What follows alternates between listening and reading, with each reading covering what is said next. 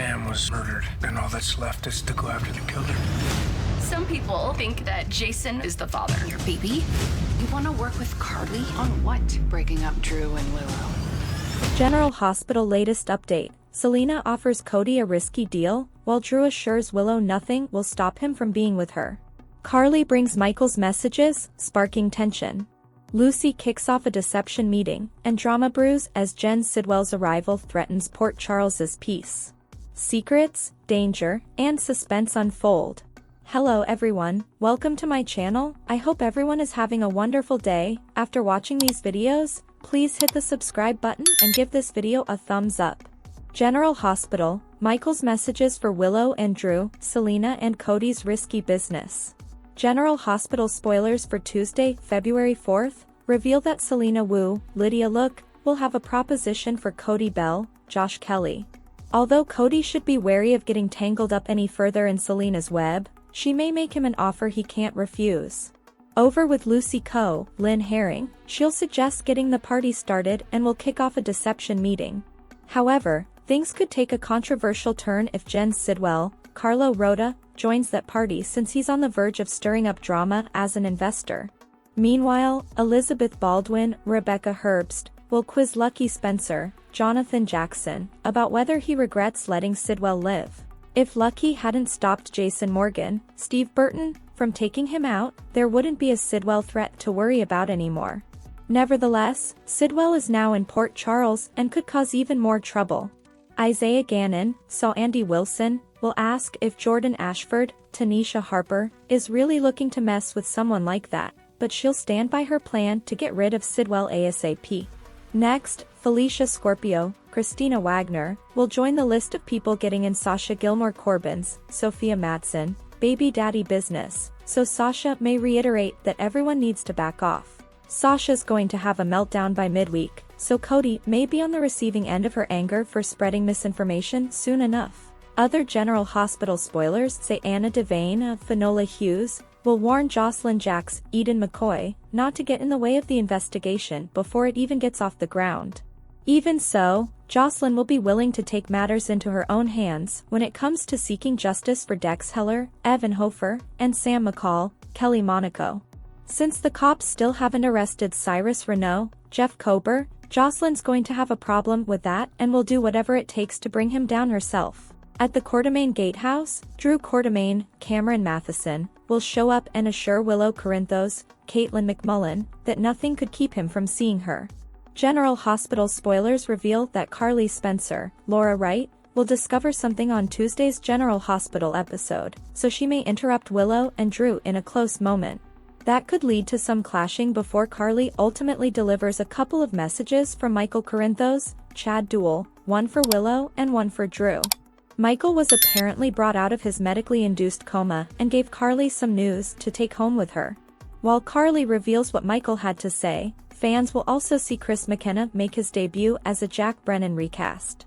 McKenna will officially replace Charles Measure in the role starting Tuesday, February 4th, so stick with us for more predictions on Brennan's storyline and any other major casting updates. Brennan still has a few tricks up his sleeve and will bring some excitement as his romance with Carly continues. Today's next update, Sasha learns people believe Jason is the father of her child, and Brooke Lynn makes a decision about the baby she gave up. Today on General Hospital, Emma learns Sasha is supposedly pregnant by Jason, Trina asks Curtis to talk to Kai, and Dante opens up to Lulu about Sam. Maxie sits down with Emma at the Surf Lodge Cafe. Emma worries her mom or grandma sent Maxie, but Maxie says she came to advise her on how to live with Anna. She tells Emma that she won't be able to get anything by Anna, and should she do something that blows up in her face, call her for help and a no-judgment zone. She also says if Emma and Anna do go dancing, she, her mom and Sasha are going with them. Sasha arrives, and Maxie tells Emma to scram and find another table as she has to talk privately with Sasha. Emma leaves them, and Sasha tells Maxie about feeling the baby kick for the first time while talking with Jason. Maxie is happy for her but has to brace her for a rumor going around. She says some people believe Jason is the father of her baby. Sasha is stunned that anyone believes that. She wishes people would leave her alone to live her life, and people need to accept her baby daddy is no one's business. Maxie says she can end the rumor by telling people that Jason is not the father, and she can start by telling her. Sasha doesn't owe anyone, not even Maxie, the truth about the baby's father. She says the best thing she can do is leave him out of it entirely and raise this baby on her own. Gio joins Emma and talks about the fundraiser, but Emma seems lost in space. Emma overhears Maxie and Sasha's talk and tells Gio that Jason is the father of Sasha's baby. Gio doubts it as he was there when Sasha told them all, and he did not react. Emma explains that's normal for Jason. She says Jason is one of her mom's best friends and is having a baby with her half-sister. She calls this a mess. She thinks her mom should know, and so should her grandpa, who is not a Jason fan. Gio says he has a bad feeling about this. At the hospital, Curtis meets with Trina, who is hoping he can help a friend of hers who is in a dark place. She asks if her dad could speak to Kai about what he went through with his own injury. Curtis tells her not to expect miracles, as Kai has to go through this in his own time, and grief comes with an injury like this. In Kai's room, one of his teammates, Quinn, visits him, and Kai breaks the news to him that he's never going to play football again, so he has to step up. Curtis enters, and Kai's friend heads out. Curtis introduces himself, and Kai says he's not up for a pep talk. Curtis isn't either and tells him about his own accident and recovery. He says that is his story, but Kai has to live his. Curtis knows that he's tired of people coming to tell him how he should feel and what to do next, but he'll never know how or if he'll recover if he doesn't try rehab. Kai says he could risk paralysis if he plays again, and now everything he knows is gone. Curtis says he never watched college football until Trina started watching him and PCU, and he was very impressive and brave player. He says that bravery tells him who he is as a person. Kai doesn't know what to do now, so Curtis suggests he accept help when offered. He asks if his family is here. Kai says they don't know about the prognosis, and he can't disappoint them when he already disappointed his team. Curtis says the season is over, and he shouldn't give up on himself. Curtis gives him his card and says Kai can call him anytime. Curtis then heads out. Kai picks up his phone and texts Trina to come by tomorrow as he needs her help with something. Quinn runs into Trina in the hall, and he says that guy in that room isn't Kai Taylor. He accuses her of splitting his focus with her art history project.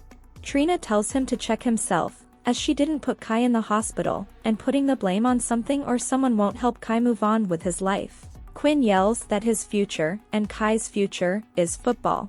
He says Kai is a leader and showed them how to win, and the Kai he knew never would accept defeat. He says that was before she got in his head, and that's on her. At the Metro Court, Laura tells Jordan that she met with Jens, and he's going to be a major problem. Laura is worried about how Lucky will react to the news that Sidwell is here. Jordan can't believe there are no warrants out for him, and they discuss that Sidwell may have been behind Sunny's penthouse fire. But why target Sunny, they wonder. After Laura leaves, Isaiah appears, and can see something is bothering Jordan. She reveals Jen Sidwell is in town. She notes he's taking this news better than she expected. He jokes there are other doctors he can kidnap to treat him. Isaiah doubts Sidwell will come after him again. She says if he does, she has his back.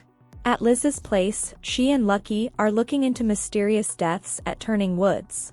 One patient was 75 and had dementia but was healthy and suddenly died of a heart attack last fall. She had few visitors other than Cyrus. Liz wonders how many people he's killed. Laura stops by to give Lucky the news that Jen Sidwell has moved to Port Charles and bought Windmere. Liz asks how he's free.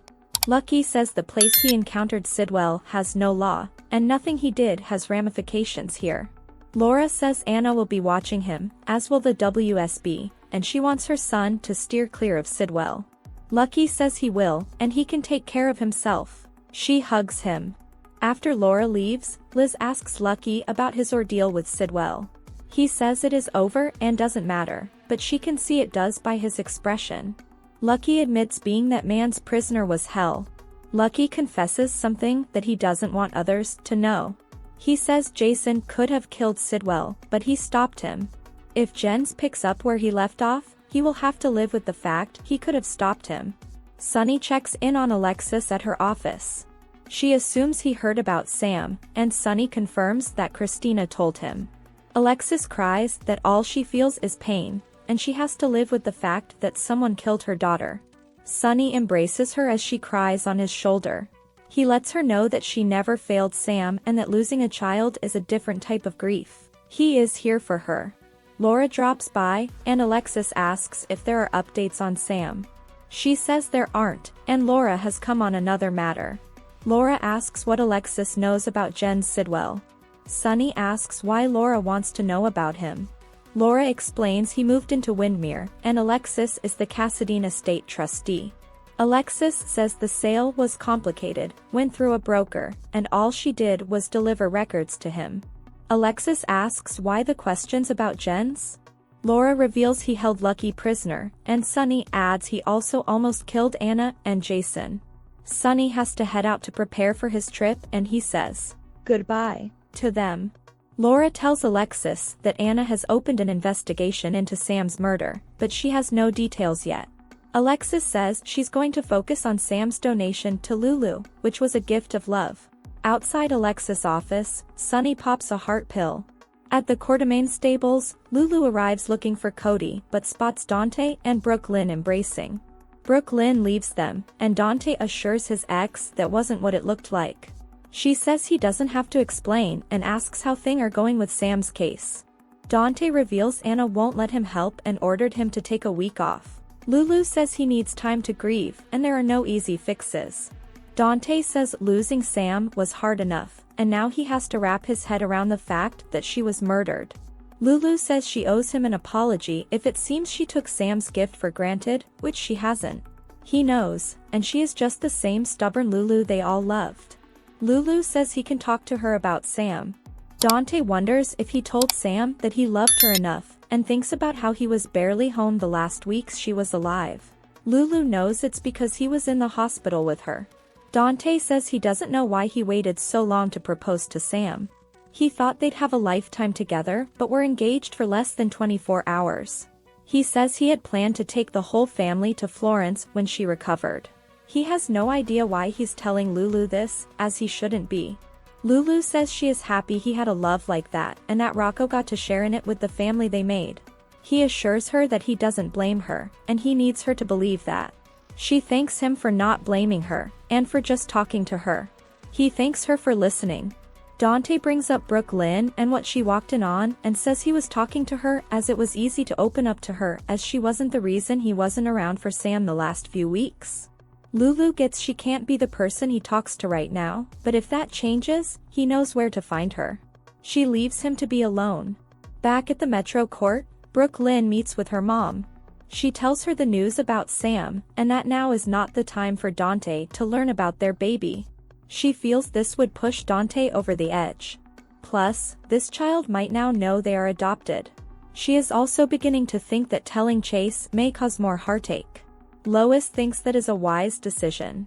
Brooklyn needs to live with the choice she made and keep the adoption a secret and sealed. She has to believe that her baby is loved and has a great life. Across the restaurant at the bar, Jordan tells Isaiah how every time she works out she can't wait to visit the steam room and use the towel he gave her for Christmas. She could have used a steam today but got caught up in a fight between her ex and a man she thought was her friend. They're interrupted when Isaiah's phone rings. He steps aside to take the call, and Jens appears. Jordan introduces herself to Jens when he approaches the bar, and he says it's a pleasure to meet the deputy mayor. She looks forward to hearing what brings him here and what he plans to do. He says he is an importer and finds gems, minerals, and things of real value and beauty. Isaiah then spots Jens with Jordan at the bar and looks angry. On the next General Hospital, Selena has a proposition for Cody. The Deception crew meets at the Metro Court and Lucy suggests they get the party started. Liz says to Lucky, "You regret it?" Drew, his shirt unbuttoned, is with Willow at the gatehouse and says, "Nothing could keep me from seeing you." Isaiah asks Jordan, "Are you looking to mess with someone like that?" Anna begs Joss not to get in the way of her investigation before it even gets off the ground. Carly arrives at the gatehouse and says, "He has a message for you too." Thanks for watching this videos. Please hit the subscribe button for more updated news.